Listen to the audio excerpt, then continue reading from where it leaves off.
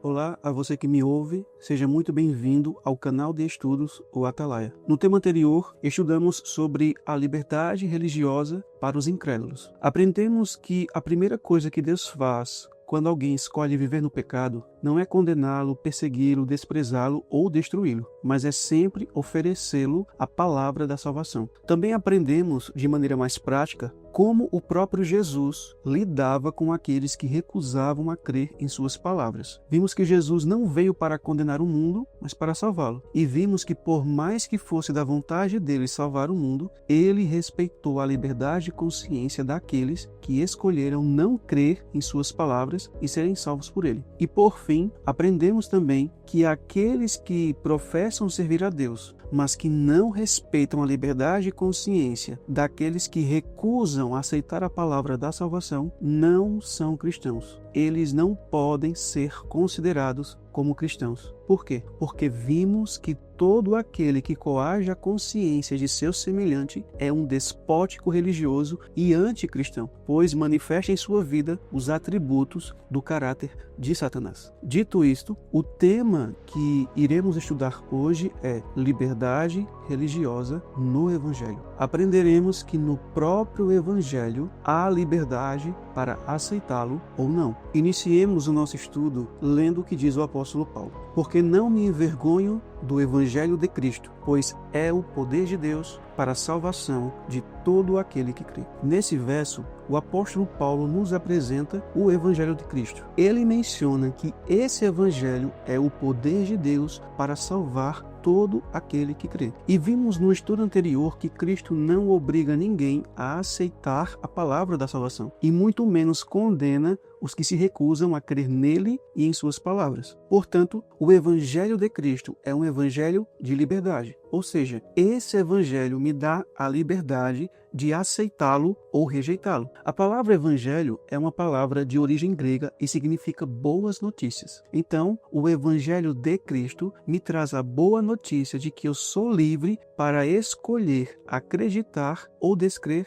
nele. Agora, leiamos novamente o verso. Porque Paulo diz assim, porque não me envergonho do Evangelho de Cristo. E o que é o Evangelho de Cristo? Paulo vai dar a definição do que é o Evangelho de Cristo. Ele diz, é o poder de Deus para a salvação de todo aquele que crê. Então, o Evangelho de Cristo é o poder de Deus que é dado a todo aquele que crê para salvá-lo. Mas para salvá-lo do quê? Vejamos o que diz o anjo Gabriel. E dará à luz um filho, e chamarás o seu nome Jesus, porque ele salvará o seu povo dos seus pecados. Então, o Evangelho de Cristo é o poder de Deus para salvar o homem dos seus pecados. Vejam, o texto diz que a missão de Cristo é nos salvar dos nossos pecados e não em nossos pecados. O homem em si mesmo não tem poder nenhum para se libertar de seus pecados, mas em Cristo há uma fonte aberta de poder inesgotável. Vejamos o que diz o profeta Zacarias. Ele diz assim, naquele dia haverá uma fonte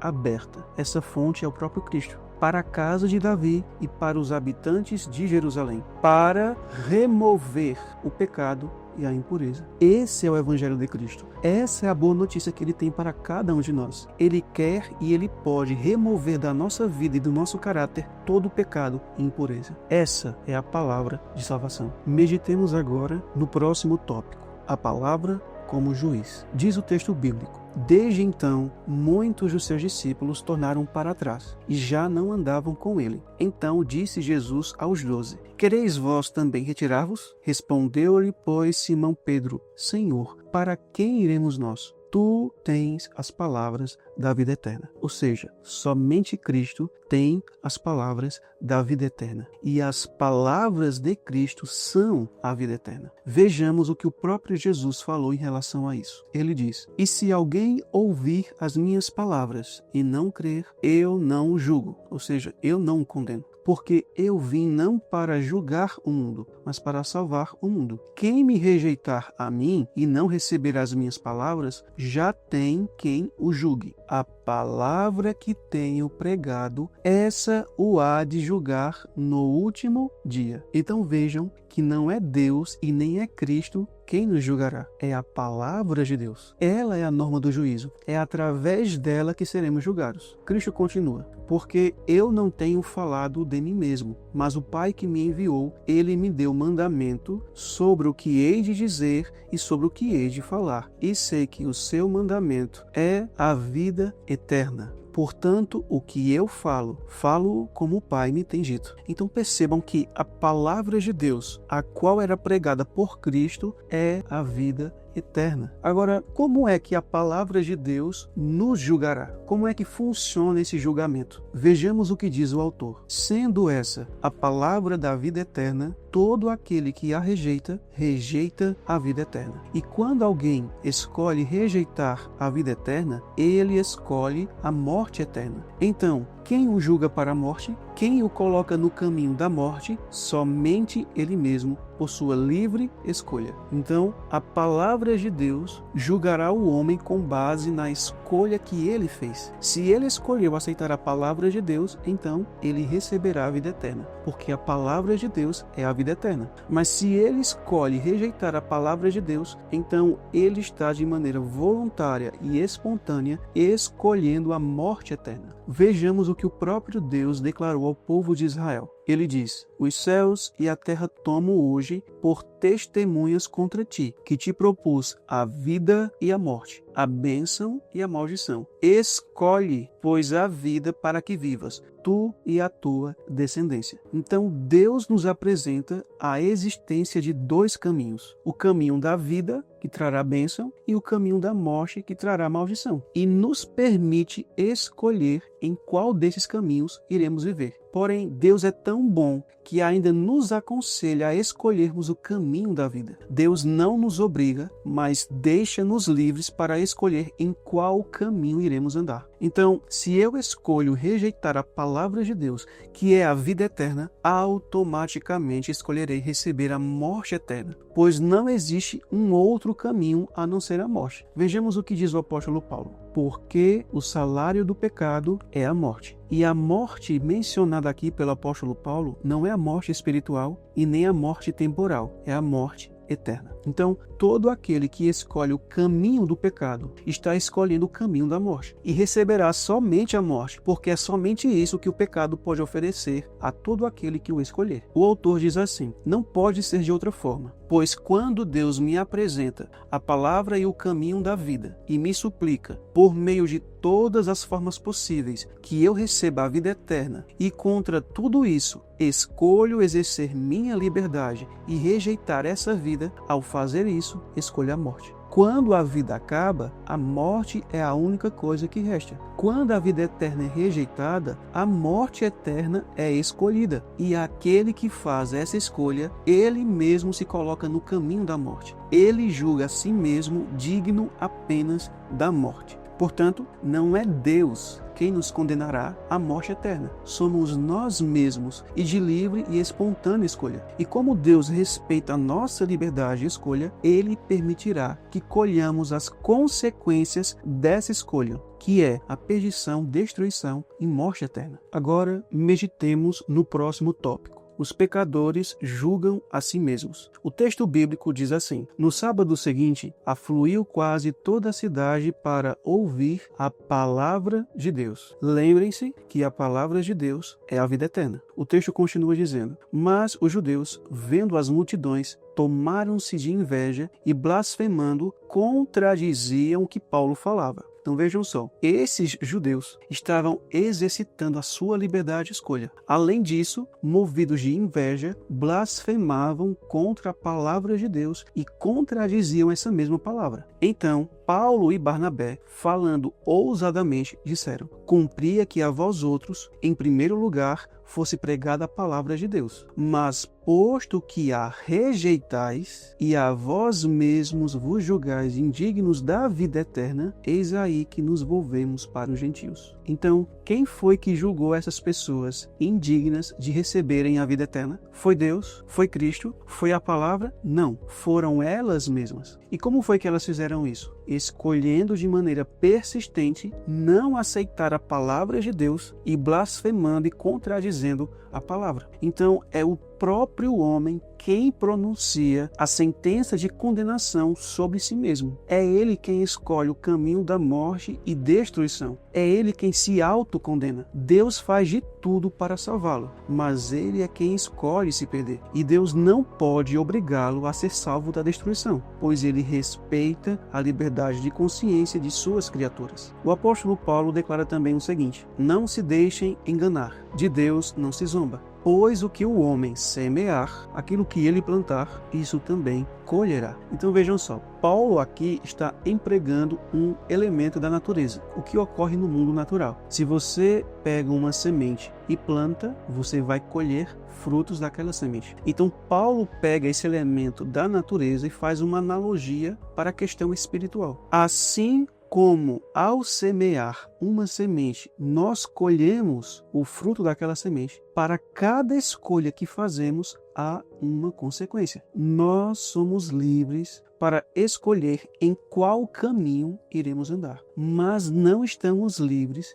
de sofrermos as consequências dessas escolhas. Paulo continua dizendo: quem semeia para a sua carne, da carne colherá destruição, mas quem semeia para o Espírito, do Espírito colherá a vida eterna. Se eu escolho satisfazer os desejos pecaminosos da carne, estarei escolhendo pecar contra Deus. E qual será a consequência disso? A destruição e morte eterna. Mas se eu escolho submeter a minha vontade ao Espírito Santo, estarei escolhendo obedecer a Deus. E qual será a consequência disso? A vida eterna. Pois aquilo que escolho plantar, irei colher. Lembrem-se novamente do que eu já mencionei. Nós somos livres para escolhermos em qual caminho iremos andar, mas não estamos livres de sofrermos as consequências de nossas escolhas. Se eu escolho semear a palavra de Deus em minha vida, colherei a vida eterna, pois é somente isso o que Deus tem a nos oferecer. Mas se escolho rejeitar a palavra de Deus para semear a palavra de Satanás em minha vida,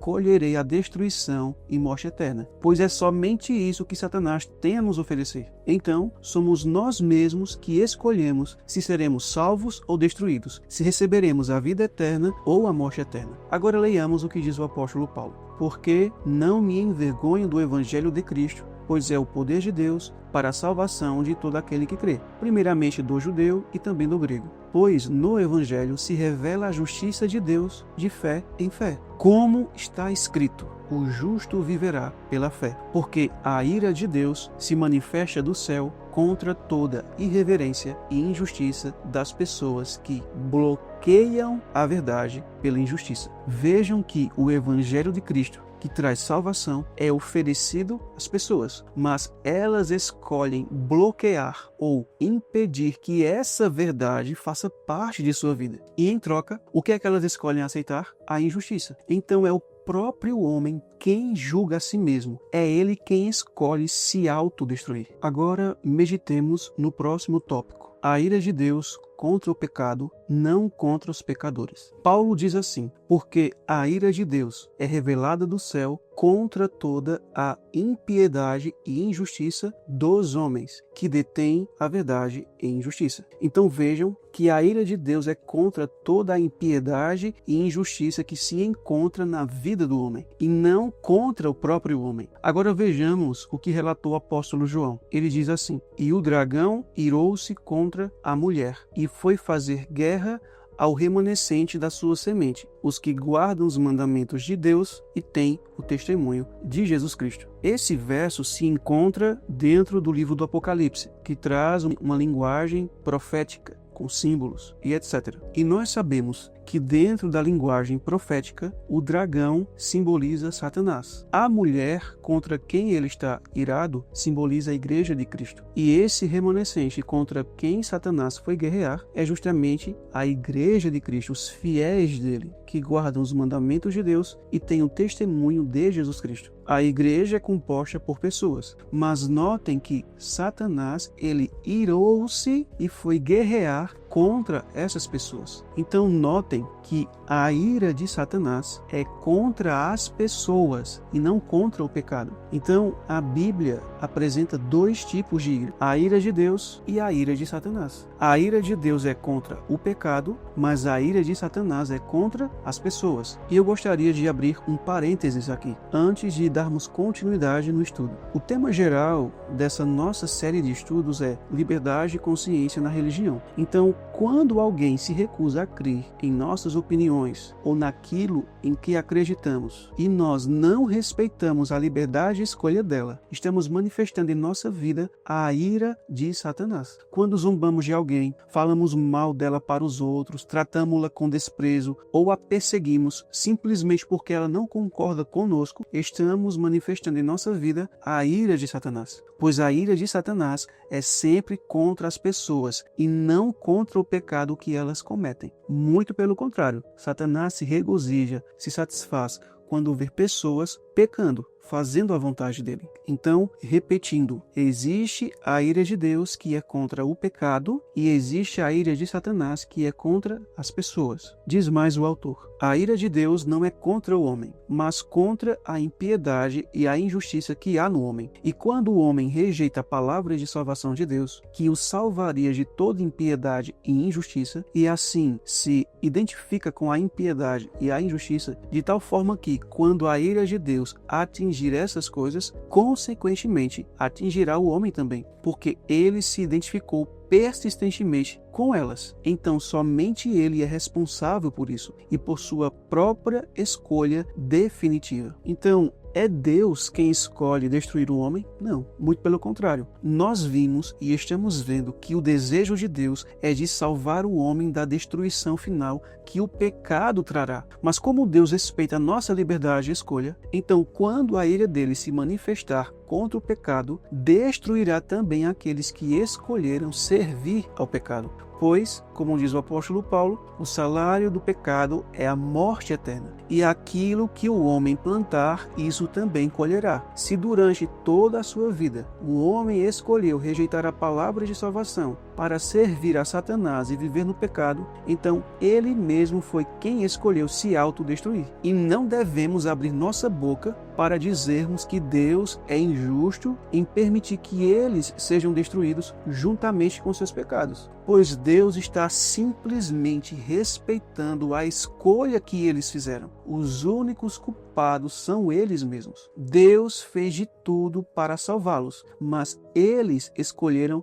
a destruição. Lembrem-se, somos livres para escolhermos em qual caminho iremos andar, iremos seguir, mas não estamos livres de sofrermos as consequências de nossas escolhas. Jesus declarou o seguinte: então o rei dirá também aos que estiverem à sua esquerda: afastem-se de mim, malditos, para o fogo eterno, preparado para o diabo e seus anjos. O fogo eterno, a destruição final, foi preparada para o diabo e seus anjos, que são os demônios. Deus não preparou o fogo eterno para destruir os homens. Se eles forem para lá, foi porque eles escolheram isso. E se eu e você formos para lá, foi porque escolhemos. O autor diz assim: quem passar pelo fogo eterno irá porque escolheu ir para lá, ao invés de estar com Deus no céu. Pois quando chegar lá, eles irão para um lugar preparado para outra pessoa, não para eles. E é por sua livre escolha que eles estarão lá. Eles fizeram a escolha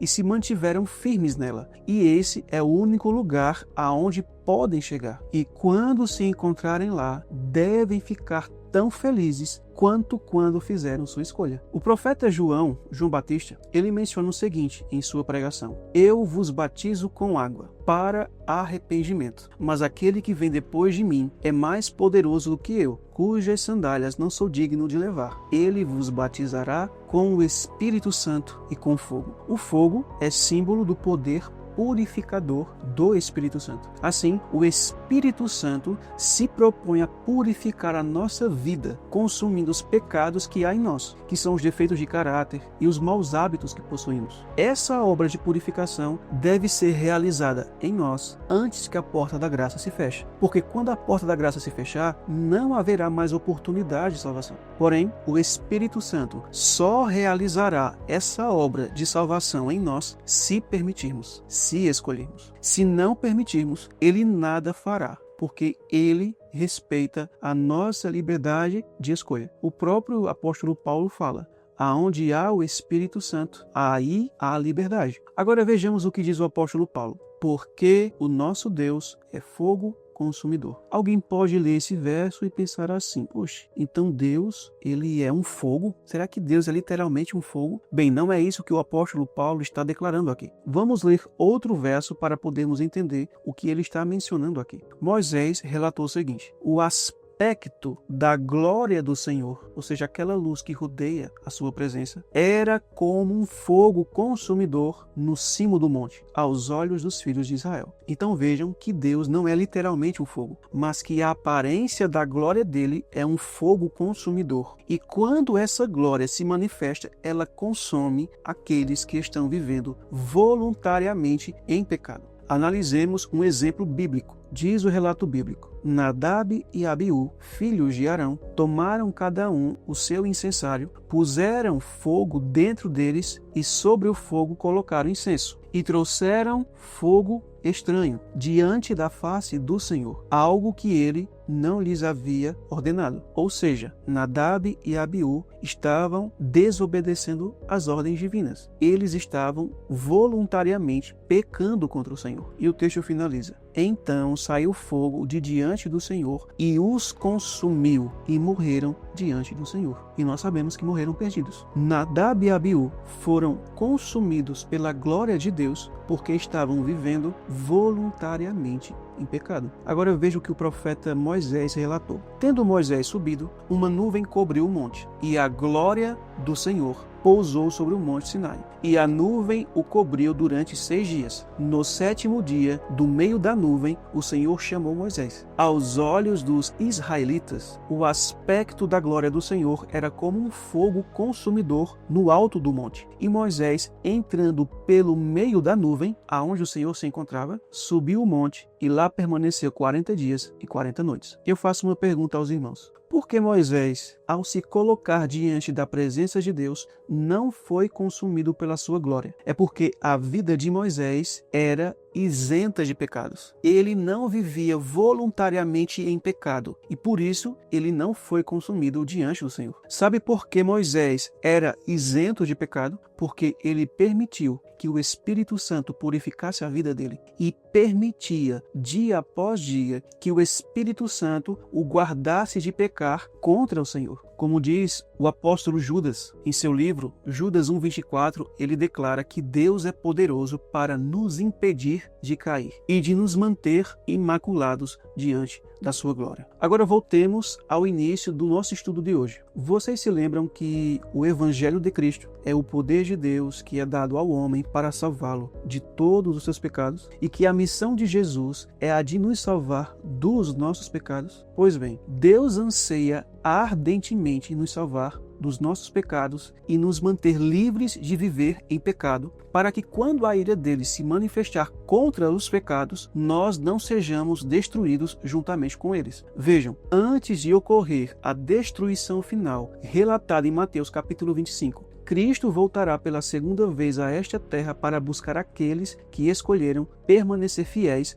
a Ele. Porém, analisemos o que acontecerá com aqueles que escolheram não servir a Cristo, mas que escolheram viver voluntariamente no pecado. Diz o relato bíblico: os reis da terra, os grandes, os comandantes, os ricos, os poderosos, e todo escravo e todo livre se esconderam nas cavernas e nos penhascos dos montes e disseram aos montes e aos rochedos: caiam sobre nós e nos escondam da face daquele que está sentado no trono e da ira do Cordeiro, porque chegou o grande dia da ira deles, e quem poderá subsistir? Então, os ímpios, ao verem o resplendor da glória de Deus e de Cristo, fugirão desesperados e pedirão aos montes e rochedos que caiam sobre eles, para que eles possam se esconder da ira de Deus e do Cordeiro. Mas por que eles estão tão desesperados? Porque eles sabem que todo aquele que vive em pecado não pode ver Deus face a face e sobreviver. Lembram de Nadab e Abiú? Eles sabem que serão destruídos pelo fogo consumidor da glória de Deus. Agora vejamos o que diz o Espírito de profecia sobre isso. Ela diz assim: o Espírito de Deus consumirá pecado em todos quantos se submeterem a seu poder. Então nós já vimos isso. Essa é a obra do Espírito Santo. purificar a nossa vida dos nossos pecados. Mas ele só fará isso se nós permitirmos, se escolhermos nos submeter a ele. Ela continua: se os homens, porém, se apegarem ao pecado, ficarão com ele identificados. Então, se nós rejeitarmos o poder purificador do Espírito Santo e nos apegarmos ao pecado, o nosso caráter vai ficar totalmente identificado com o pecado, semelhante ao de Satanás. E é um caráter que não pode habitar no céu. É um caráter que vai ser destruído. Ela continua: então a glória de Deus, que destrói o pecado, tem que destruí-los. Depois de sua noite de luta com o anjo, Jacó exclamou: tenho visto a Deus face a face, e a minha alma foi salva. Gênesis 32:30. Jacó fora culpado de um grande pecado em sua conduta para com Esaú, mas arrependera-se. Deixa eu fazer um parênteses aqui. O arrependimento verdadeiro envolve o reconhecimento que pecamos contra Deus, a confissão dos nossos pecados e o abandono de cada um deles. Esse é o arrependimento bíblico. Foi por essa experiência que Jacó passou. Ele reconheceu os seus pecados, ele confessou os seus pecados e ele abandonou os seus pecados. Ela diz: sua transgressão fora perdoada e seu pecado purificado, ou seja, foi removido da sua vida o seu pecado. Podia, portanto, suportar a revelação da presença de Deus. Então, por que é que Jacó, ao se colocar diante da presença de Deus, ele pôde suportar a revelação da presença de Deus? Por que é que Jacó não foi consumido pelo fogo do resplendor da glória de Deus? Porque ele não estava mais em pecado. Ela continua: mas sempre que os homens chegaram à presença dele, enquanto voluntariamente nutrindo o mal, foram destruídos. Por ocasião do segundo advento de Cristo, os ímpios hão de ser consumidos pelo assopro da sua boca e aniquilados pelo resplendor da sua vinda. 2 Tessalonicenses 2:8. E ela encerra: a luz da glória de Deus, que comunica vida aos justos, matará os ímpios. E eu encerro esse estudo lendo mais um comentário do autor. Ele diz assim: assim, do início ao fim, desde a criação da primeira criatura até a destruição da última criatura que existirá, o homem está sobre o alicerce da liberdade absoluta, livre para usar sua liberdade da maneira que quiser. E durante todo esse tempo, Deus se apresenta de todas as maneiras possíveis para convencer o homem a ver e a andar no caminho certo, a usar sua escolha como deveria. Quando, contra tudo isso, o homem usa sua escolha da maneira errada, ele finalmente obtém simplesmente o que escolheu. E ele mesmo é o único responsável por isso. E isso é liberdade. Isso é liberdade religiosa.